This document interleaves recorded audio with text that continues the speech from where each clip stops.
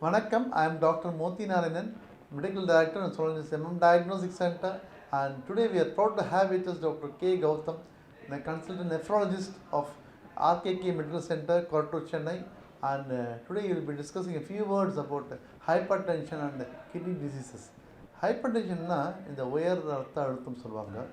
இந்த ஹைப்பர்டென்ஷன் என்பது வந்து ஐபிபி. இது வந்து என்ன பண்ணால் ஒரு நாளடைவில் என்ன பண்ணால் it affects the major organs like kidneys affect ஆகலாம், பிரெயின் அஃபெக்ட் ஆகலாம், ஐஸ் கண்ணுகள் அஃபெக்ட் ஆகலாம், ஹார்ட் அஃபெக்ட் ஆகலாம். இது எப்படி அஃபெக்ட் ஆகுதுன்னா over the period of days ஒரு அன்கண்ட்ரோல் பிபி இருக்கும்போதோ என்ன ஒன்றா இந்த இட் அஃபெக்ட்ஸ் தி இந்த எண்ட் ஆர்ட்ரிஸ் சொல்லுவாங்க. இந்த உறுப்புகளுக்கு செல்லக்கூடிய அந்த கடைசியாக செல்லக்கூடிய அந்த எண்ட் ஆர்ட்ரிஸ் இறுதியாக செல்லக்கூடிய அந்த ஆர்ட்ரிஸை வந்து அஃபெக்ட் பண்ணும். என்ன பண்ணணும்னா அது அந்த ஆர்ட்ரிஸை வந்து இட் கன்ஸ்ட்ரக்ட்ஸ் தி ஆர்ட்ரிஸை கன்ஸ்ட்ரக்ட் பண்ணும்போது என்ன ஒன்றா அந்த உறுப்புகள் செல்லக்கூடிய ரத்த ஓட்டம் கம்மியாகும். ரத்த ஓட்டம் கம்மியாகும் போது இந்த உறுப்புகளுடைய செயலில் வந்து குறையும். Working capacity of the organs will get reduced. So வந்து இந்த கிட்னிஸ்க்கு என்ன ஆகும்னா ஒரு சால்ட் ரிட்டென்ஷன் ஏற்படலாம், வாட்டர் ரிட்டென்ஷன் ஏற்படலாம். அப்புறமா வந்து சில ஹார்மோன்ஸ் செக்ரெட் ஆகும். இந்த மாதிரி வந்து எஃபெக்ட் ஆகும்போதும் இந்த ஹார்மோன்ஸ் இன்டைரக்டாக வந்து it increases the BP further. So இது வந்து ஒரு சைக்கிள் ஆகும். பிபி அதிகமாகும் போதும் இந்த ஆர்ட்ரிஸ் கன்ஸ்ட்ரக்ட் ஆகும்போதும் அந்த ஒர்க்கிங் கெப்பாசிட்டி கம்மியாகும். அது ஒரு சில ஹார்மோன்ஸ் ரிலீஸ் ஆகும். இட் அகெயின் அப்போ இன்க்ரீசஸ் தி பிபி. இப்போ சைக்ளிக்கல் ப்ராசஸ் ஆகும்போதும் ஒரு ஸ்டேஜில் வந்து kidney will get going for permanent damage, even for permanent damage like chronic kidney diseases. So இது பற்றி வந்து மோர் டீட்டெயில்ஸ் நம்ம டாக்டர் பேசுவார். எப்படி வந்து வருது, என்னென்னலாம் வந்து நம்மளோட லைஃப் ஸ்டைலை ஹேபிட்ஸை மாற்றணும், என்னென்ன ட்ரக்ஸ்லாம் பார்க்கணும், எப்படி பாதுகாக்கணும், இந்த ஆர்கன்ஸ்லாம் வந்து கிட்னிஸில் எப்படி பாதுகாக்கணுன்றதை வந்து டாக்டர் கௌதம் வந்து வீட்டில் பேசுவார். Welcome doctor Gautham. வணக்கம், தேங்க்யூ சார் இந்த opportunity. So this is doctor Gautham, சிறுநீரகவியல் மருத்துவர், மணிமலர் மருத்துவக் கல்லூரி மற்றும் RKK medical centre Korattur. So இப்போ இன்றைக்கி நம்ம பார்க்க போகிறது வந்து உயர் ரத்த அழுத்தம் மற்றும் நாள்பட்ட சிறுநீரக கோளாறு பற்றி பார்க்க போகிறோம்.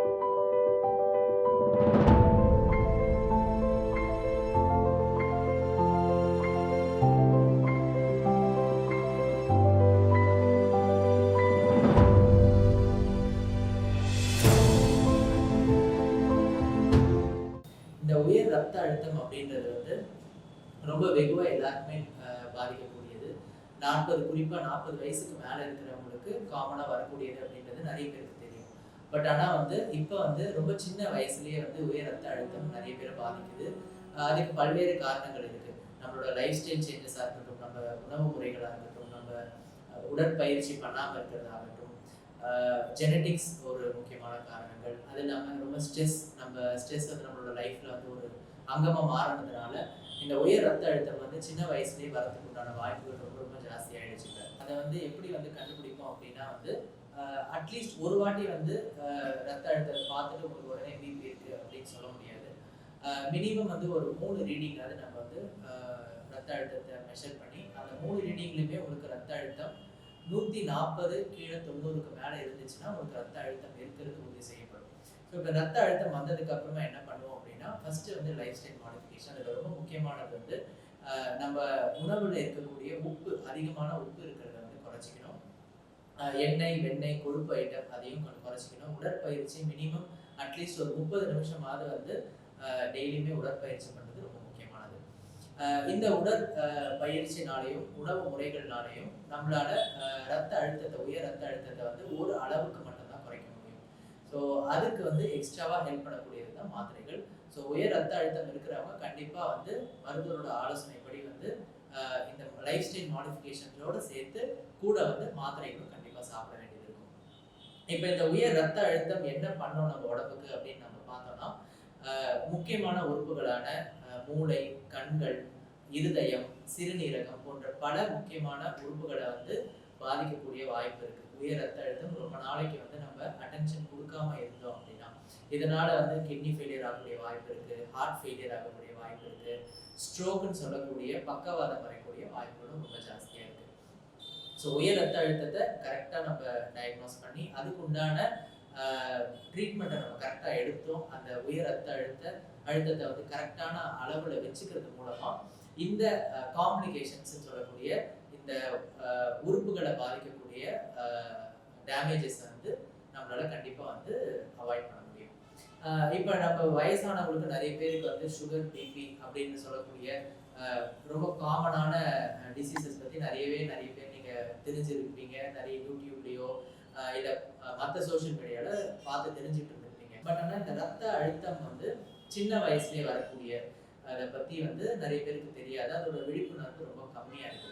ஸோ ரத்த அழுத்தம் வந்து ஒரு 30-35 வயசுக்குள்ள வரவங்களுக்கு வந்து ஒரு முக்கியமான காரணங்கள் அப்படின்னா ஒரு 3-4 காரணங்கள் தான் சொல்ல முடியும். அதில் ரொம்ப முக்கியமான காரணம் வந்து சிறுநீரக கோளாறு, அதாவது நாள்பட்ட சிறுநீரக கோளாறு, கிரானிக் கிட்னி டிசீஸ். அது வந்து ரொம்ப முக்கியமான ஒரு காஸ். அது இல்லாமல் ஹார்மோனல் ப்ராப்ளம்ஸ்னாலையுமே வந்து சின்ன வயசுலேயே நம்மளுக்கு வந்து உயர் ரத்த அழுத்தம் வரலாம். அதில் ஹைப்பர் ஆல்டோஸ்டீரோனிசம்னு சொல்லுவாங்க. அதுக்கப்புறம் வந்து கிட்னிக்கு போகக்கூடிய ரத்த குழாய்களில் அடைப்பு இருந்துச்சுன்னா ரீனல் ஆர்டரி ஸ்டீனோசிஸ்ன்னு சொல்லுவாங்க. ஸோ இதெல்லாம் வந்து காமனாக நம்ம பார்க்கக்கூடிய சில காரணங்கள். இப்போ இந்த கிரானிக் கிட்னி டிசீஸ் அப்படின்ற வந்து இது ஒரு முக்கியமான ஒரு டிசீஸாக இப்போ மாறிட்டு வருது. நிறைய பேருக்கு வந்து நம்ம வந்து இந்த கிரானிக் கிட்னி டிசீஸை கண்டறியும். இதோட கிரானிக் கிட்னி டிசீஸ் அப்படின்னா என்ன அப்படின்னா வந்து 3 மாசத்துக்கு மேலே உங்களோட கிட்னியில் கோளாறு, அதாவது கோளாறுனா யூரின் மூலமாக வந்து புரோட்டீன் லீக் ஆகுறதோ, இல்லைன்னா வந்து உங்களோட கிட்னிகள் வந்து சுருக்கம் அடையிறதோ, இல்லை கிட்னியில் வந்து அவங்களோட இந்த வேஸ்ட் ப்ராடக்ட், நம்மளோட உடம்புல இருக்கக்கூடிய நச்சுத்தன்மையான ப்ராடக்ட்ஸ்லாம் வந்து ஃபில்டர் செய்யக்கூடியது தான் நம்ம கிட்னி. ஸோ இந்த ஃபில்ட்ரேஷன் ப்ராசஸில் வந்து எதனா ஒரு கோளாறு இருந்துச்சுன்னா இந்த கிரானிக் கிட்னி டிசீஸ் அப்படின்னு நம்ம சொல்லுவோம். இந்த கிரானிக் கிட்னி டிசீஸை பொறுத்த வரைக்கும் ரொம்ப காமனான காரணங்கள் இந்த கிரானிக் கிட்னி டிசீஸ் வரதுக்கு அப்படின்னா நம்ம நாட்டில் வந்து ஃபர்ஸ்ட் காரணம் வந்து டயபெட்டிஸ் மெலிட்டஸ், அதாவது ஹை பிளட் சுகர். இன்னொன்று வந்து ஹைப்பர் டென்ஷன், உயர் ரத்த அழுத்தம். 3வது காரணமாக இப்போ ரொம்ப காமனாக ரொம்ப அதிக பேருக்கு வரக்கூடியது வந்து chronic kidney disease of unknown aetiology, அதாவது காரணமே கண்டுபிடிக்காம நிறைய பேருக்கு வந்து சின்ன வயசுல வந்து இந்த சுகரோ ப்ரெஷரோ இல்லாமல் நிறைய பேருக்கு இந்த கிட்னி ப்ராப்ளம் வருது. ஸோ அதுவுமே வந்து இப்போ ரொம்ப சீக்கிரமாக வந்து அதிகமாகிட்டு வருது. இப்போ ஆக்சுவலாக ஒரு ரீசெண்டாக நடந்த ஒரு ஆராய்ச்சியில் வந்து கிட்டத்தட்ட வந்து 17-18% மக்களுக்கு கிட்னி டிசீஸ், ஏதோ ஒரு வகையான கிட்னி டிசீஸ் இருக்கிறதா கண்டறியப்பட்டது. முன்னாடிலாம் ஒரு 15-20 வருஷம் முன்னாடிலாம் வந்து 3%, 2% இருக்கக்கூடியது இப்போ கிட்டத்தட்ட 15-17% வரைக்கும் இன்க்ரீஸ் ஆயிருக்கு. ஸோ இது எல்லாமே வந்து ரொம்ப முக்கியமான காரணங்கள் இந்த கிரானிக் கிட்னி டிசீஸை பற்றி நம்ம தெரிஞ்சுக்கணும் அப்படின்றதுக்கு. இந்த கிரானிக் கிட்னி டிசீஸில் இந்த சுகர் அண்ட் ப்ரெஷர் கண்ட்ரோல் ரொம்ப முக்கியம் அவாய்ட் பண்ணுறதுக்கு. ஸோ இந்த கிரானிக் கிட்னி டிசீஸை வந்து சுகரை கண்ட்ரோல் பண்ணுறது மூலமாகவும், ப்ரெஷர் அதாவது உயர் ரத்த அழுத்தத்தை கண்ட்ரோல் பண்ணுறது மூலமாகவும் இந்த கிரானிக் கிட்னி டிசீஸை கண்டிப்பாக நம்மளால் குறைக்க முடியும். இந்த கிரானிக் கிட்னி டிசீஸை எப்படி கண்டுபிடிக்கிறது அப்படின்னா வந்து இந்த கிரானிக் கிட்னி டிசீஸோட ஒரு சாபக்கேடு அப்படின்னு சொன்னாலே அதுக்கு எந்த சிம்டம்ஸுமே இருக்காது. நிறைய பேர் வந்து கடைசி நேரத்தில் எண்டு ஸ்டேஜ்லேயோ இல்லைனா வந்து ரொம்ப முத்தி போன நேரத்தில் தான் வந்து கண்டே பிடிப்பாங்க. ஸோ இந்த மாதிரி கிரானிக் கிட்னி டிசீஸை அந்த முத்தி போன ஸ்டேஜில் கண்டுபிடிச்சாலும் அதுக்கு உண்டான ட்ரீட்மெண்ட் ஆப்ஷன்ஸ் ரொம்ப கம்மி. ஸோ இதோட மெயின் இம்பார்ட்டண்ட்டானது என்ன அப்படின்னா ஃபஸ்ட்டு வந்து சீக்கிரமாக கண்டுபிடிக்கிறது தான். ஸோ ஸ்க்ரீனிங் அப்படின்னு சொல்லுவாங்க. இந்த ஸ்க்ரீனிங்ன்றது யாருக்கெல்லாம் பண்ணணும் அப்படின்னா 40 வயசுக்கு மேலே இருக்கிறவங்க, சுகர் ப்ரெஷர் இருக்கிறவங்க, இல்லை வீட்டில் வேறு யாருன்னா கிட்னி ப்ராப்ளம் ஆல்ரெடி இருக்குது அப்படிங்கிறவங்க கண்டிப்பாக வந்து 40 வயசுக்கு மேலே இருக்கிறவங்கள இந்த ஸ்க்ரீனிங் ப்ரோக்ராமுக்கு நம்ம உட்படுத்தணும். இந்த ஸ்க்ரீனிங்கில் என்ன நம்ம பார்க்குறோம் அப்படின்னா ரொம்ப சிம்பிளான டெஸ்ட்டு, ஒரே ஒரு பிளட் டெஸ்ட்டு, ஒரே ஒரு யூரின் டெஸ்ட் மூலமாகவே இந்த கிரானிக் கிட்னி டிசீஸ் இருக்கான்னு ஃபஸ்ட்டு நம்மளால் கண்டுபிடிக்க முடியும். ஸோ யூரினில் ப்ரோட்டீன் எதனா லீக் ஆகுதான்னு ஒன்று பார்க்கணும். இன்னொன்று சீரம் கிரியாட்டினின் அப்படின்னு சொல்லிட்டு தமிழில் சொல்ல போனால் நிறைய பேர் உப்புன்னு சொல்லுவாங்க. அதை வந்து சீரம் கிரியாட்டினின்ட்டு நம்ம வந்து மெடிக்கல் டேர்ம்ஸில் சொல்லுவோம். ஸோ அது மூலமாக அதை 2 டெஸ்ட் பண்ணுறது மூலமாக கிட்னியில் எதுனா வந்து கோளாறு இருந்தால் நம்மளால ஃபஸ்ட்டு இனிஷியல் ஸ்டேஜஸ்லேயே கண்டுபிடிக்க முடியும். இந்த இனிஷியல் ஸ்டேஜில் கண்டுபிடிக்கிறது மூலமாக நம்ம அந்த கிரானிக் கிட்னி டிசீஸ் வந்து இன்னும் மோசம் அடையிறத தடுக்கலாம், இன்னும் ப்ராக்ரஸ் ஆகிறத தடுக்கலாம். ஏன் அப்படின்னா ஒன்ஸ் வந்து அது வந்து அதிகமா வந்து டேமேஜ் ஆக ஆரம்பிச்சிருச்சு அப்படின்னா அதுக்கு உண்டான வந்து ட்ரீட்மெண்ட் பெருசா கிடையாது. ஸோ கடைசியில டயாலிசிஸ் இல்லைன்னா டிரான்ஸ்பிளான்டேஷன் அந்த மாதிரி தான் போகும்.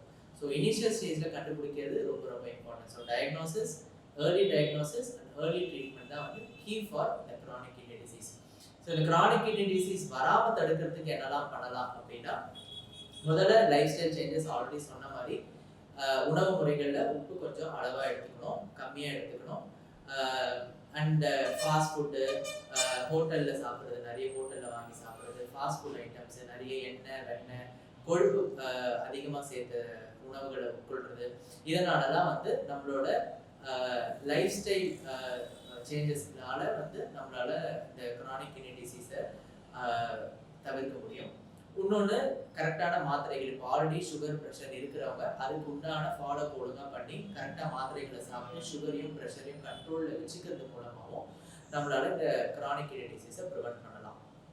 கிரானிக் கிட்னி டிசீஸை வந்துட்டதுக்கு அப்புறமா யூஸ்வலாக நம்ம மெயின்டைன் பண்ணுறதுக்காக ஃபாலோ அப் வந்து எவ்ரி 3 monthஸோ எவ்ரி 2 monthஸோ வந்து அந்த கிரியாட்டினின் டெஸ்ட்டும் யூரின் டெஸ்ட்டும் எடுத்து பார்த்து அதுக்கு உண்டான மருந்துகளை உட்கொள்றது மூலமா இந்த ப்ராசஸை ஸ்லோ பண்ணலாம். அதாவது இந்த கிரியாட்டின் லெவல் வந்து ஜாஸ்தி ஆகிறதையும் கிட்னி டேமேஜ் ஆகிறதையும் நம்மளால ஸ்லோ பண்ண முடியும். அந்த ப்ராக்ரஷனை நம்மளால தடுக்க முடியும். இந்த இவ்வளோ ஆப்ஷன்ஸ் இருக்கிற போது வந்து கரெக்டாக வந்து ட்ரீட்மெண்ட் எடுத்து உங்களோட மருத்துவரோட ஆலோசனை கேட்டு அதுக்கு உண்டான மாத்திரைகளை எடுத்து கரெக்ட் ஃபாலோஅப்ல இருந்தால் கண்டிப்பாக கிரானிக் கிட்னி டிசீஸை நம்மளால தவிர்க்க முடியும்.